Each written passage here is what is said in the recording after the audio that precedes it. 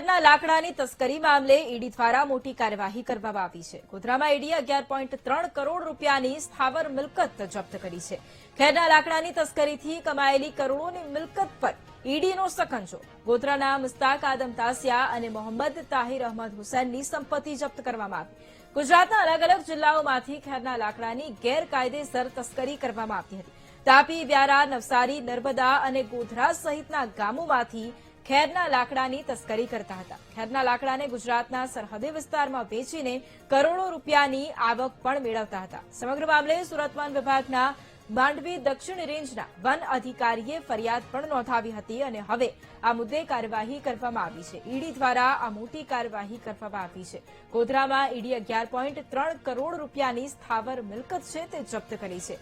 ખેરના લાકડાની તસ્કરીથી કમાયેલી જે કરોડોની મિલકત છે તેની પર ઈડીએ સકંજો કસ્યો છે. ગોધરાના મુસ્તાક આદમ તાસિયા અને મોહમ્મદ તાહિર અહમદ હુસૈનની સંપત્તિને જપ્ત કરવામાં આવી છે. ગુજરાતમાં ખેરના લાકડાની તસ્કરીનો પર્દાફાશ થયો હતો અને તે બાદ આરોપીની તો ધરપકડ કરવામાં આવી, પરંતુ તેમની સંપત્તિને પણ જપ્ત કરવામાં આવી છે. અધિકારી દ્વારા આ મુદ્દે ફરિયાદ નોંધાવવામાં આવી હતી અને જે બાદ કાર્યવાહી કરવામાં આવી છે. તાપી, વ્યારા, નવસારી, નર્મદા અને ગોધરા સહિતના ગામોમાં ખેરના લાકડાની તસ્કરી કરવામાં આવતી હતી.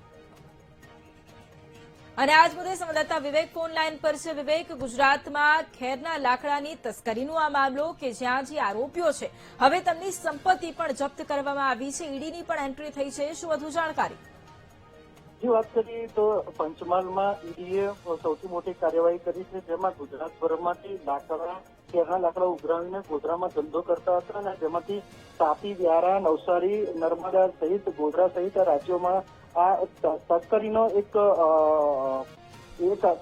ખેરના લાકડાની તસ્કરી કરતા હતા, જેમાં ગોધરાના મુસ્તાક આદમ તાસિયા અને મોહમ્મદ તાહિર અહમદ હુસૈન તથા અન્ય બીજા આરોપીઓ છે, તેમની 11.3 કરોડ રૂપિયાની અલગ અલગ પ્રકારની સંપત્તિ છે તેમને ટાંચમાં લેવાની આવી છે.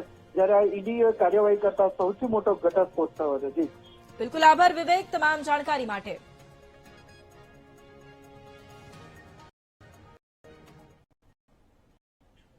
સુરતમાં